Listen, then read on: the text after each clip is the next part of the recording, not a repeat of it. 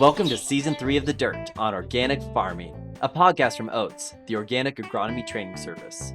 I'm your host, Nate Powell-Palm. We've talked about experimentation, and we've talked about taking risks and how to assess them. For our final episode, we're going to talk about emotions, because farming can be an emotional business. As much as we may want to keep it cerebral, whether we like it or not, emotions tend to play a major role in how we manage our agricultural operations. And I'm here to say that ain't a bad thing. Farmers feel passionately about their work, which is why many of us do it in the first place. But letting emotions guide our decisions too much could cloud our judgment and produce outcomes that might not serve us in the long run. Finding the balance between the emotions and the data is key. And it's how we're able to learn from our mistakes instead of getting bogged down by them. This balance was something that our friend Wesley Reith had to discover for himself. So we're ending the season with matters of the heart. We'll get started by learning a bit about Wesley and his operation. My name is Wesley Reith. I'm a farmer in Southwest Michigan. My grandpa farmed here and we grew up across the street from him. My memories growing up were of helping my grandpa on the tractor and engaging in all those activities. The conventional wisdom at the time was that there's no money in farming, and if you can do something else, do that. So I think the advice was well-intentioned. I took it to heart and got a college degree and spent some time in Washington, D.C., like the ag policy side, and also spent a couple years as a high school teacher. And eventually found my way back to farming, and I was very grateful to do that.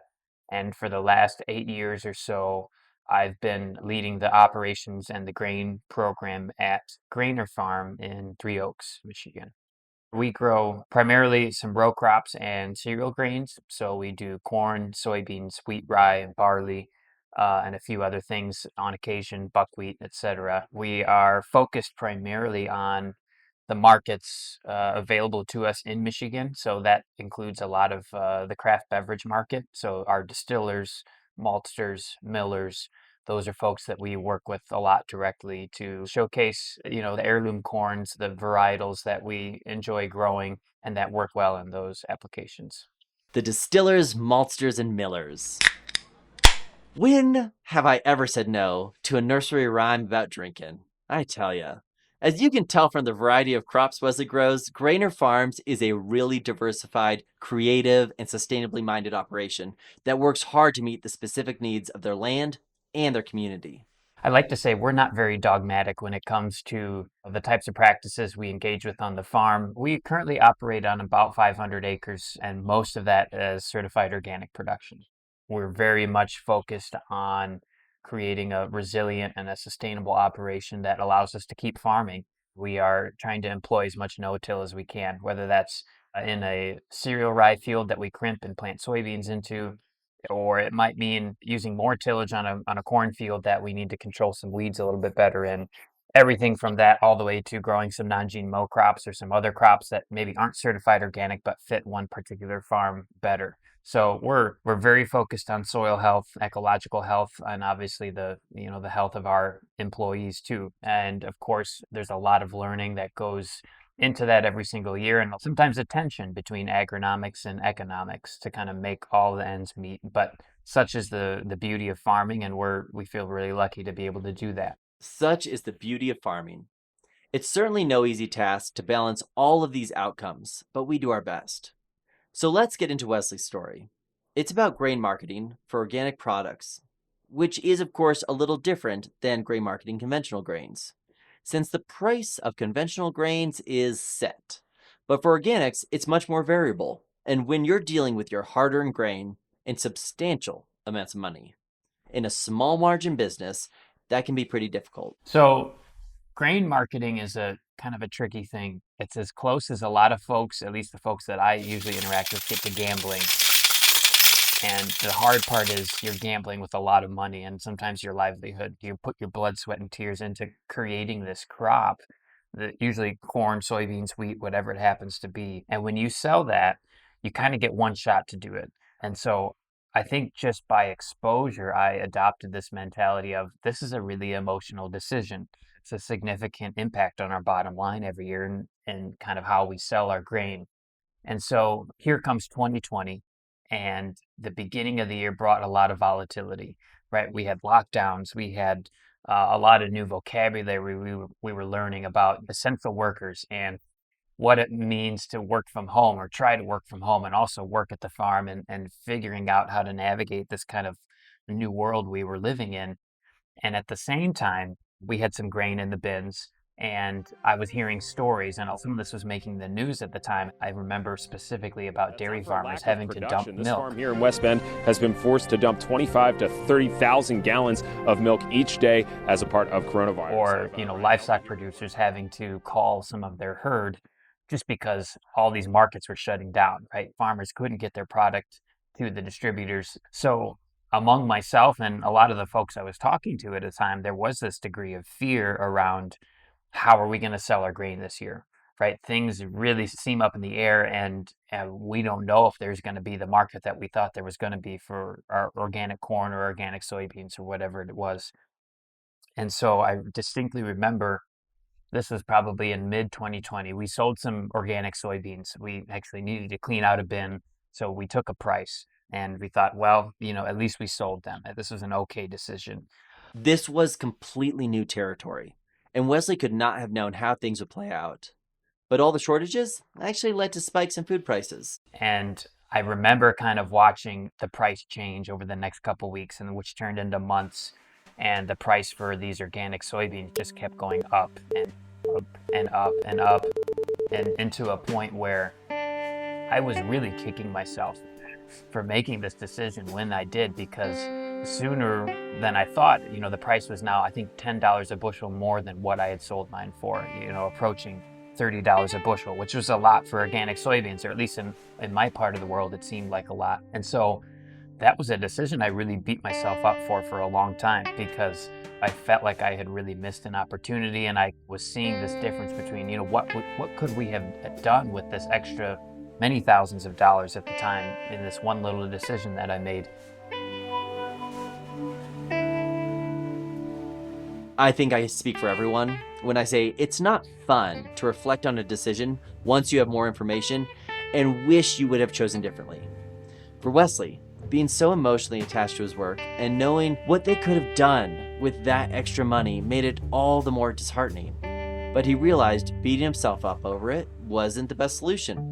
So he started to take a more constructive approach. I think my reflection on that situation and this point at which I maybe missed the movement of a market in a positive direction, and I was not able to take advantage of that, really kind of made me, in retrospect, and analyze this from a more objective point of view and said, if we're dealing with spreads of tens of thousands of dollars here, this probably shouldn't be a purely emotional decision.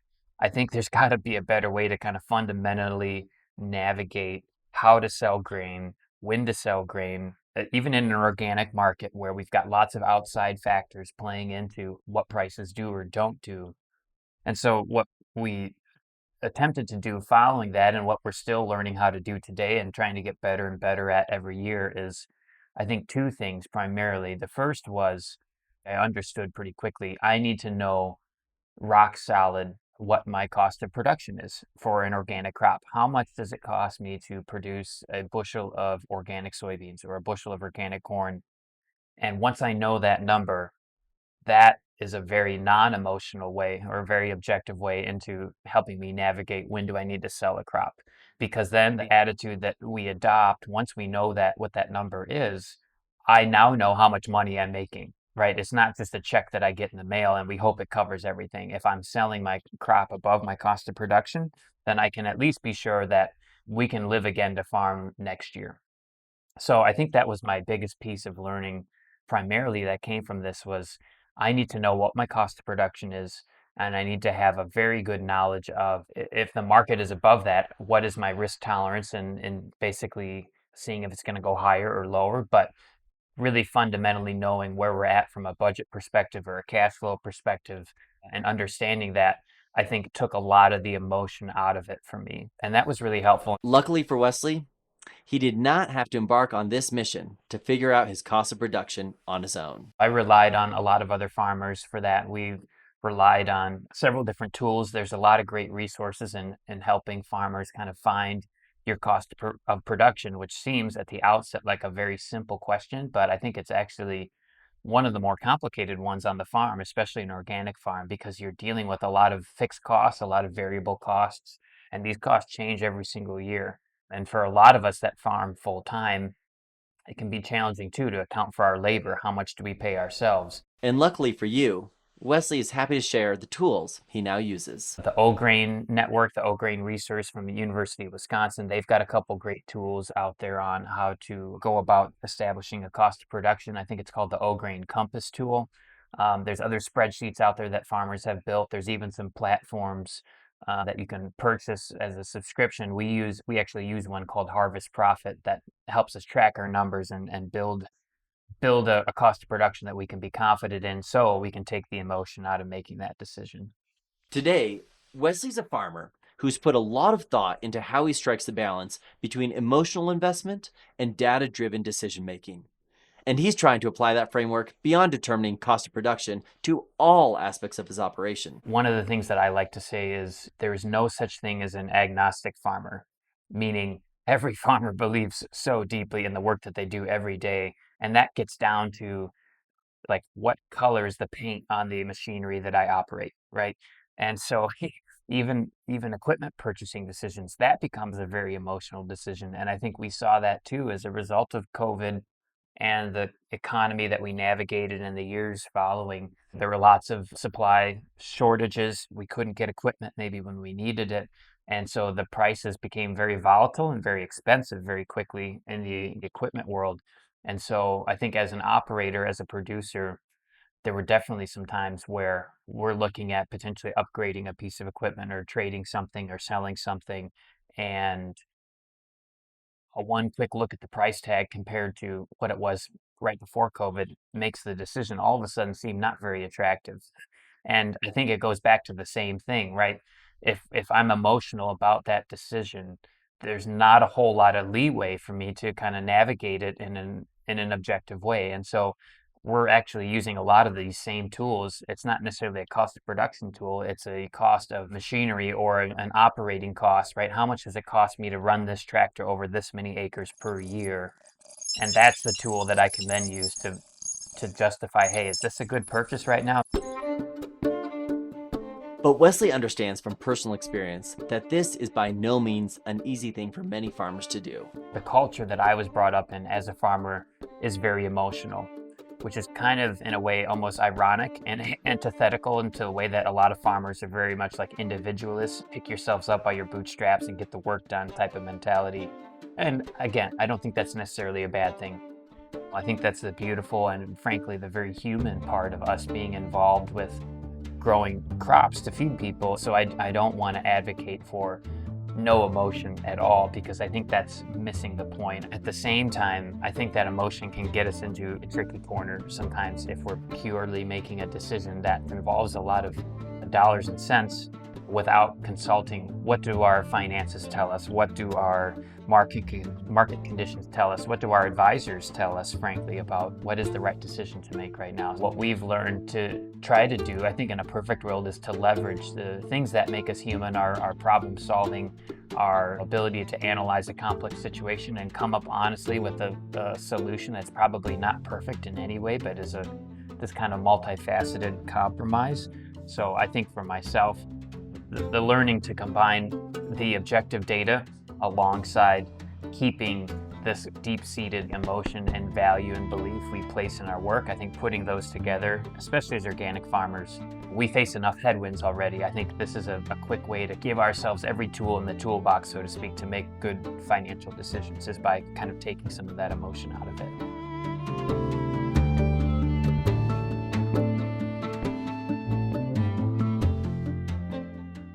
That's a wrap for Season 3 of The Dirt on Organic Agriculture, a podcast from the Organic Agronomy Training Service. Hopefully this season has provided some tools and insights for thinking about experimentation and mistakes and how to make the most of them. Because we know all too well that it happens. But the more we can figure out how to capitalize on those mistakes, seek out advice, and incorporate learnings the more capable and resilient we become as farmers.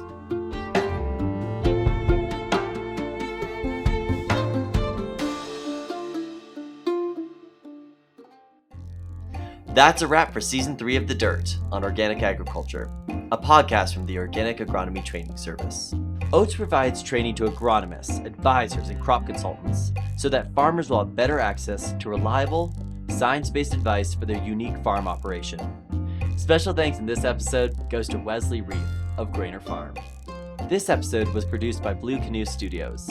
For more information, go to www.organicagronomy.org. Oats is a programmatically independent consortium that is fiscally sponsored by the Organic Trade Association. Oats is supported in part with funding from OTA membership companies. Season 3 of The Dirt on Organic Farming is made possible by support from the Organic Center and FAR, the Foundation for Food and Agriculture Research, under award number TOCFFAR-EXD-002. The content of this publication is solely the responsibility of the authors and does not necessarily reflect the official views of the Organic Center and the Foundation for Food and Agriculture Research. I'm Nate Powell-Palm. Till next time, thanks for listening.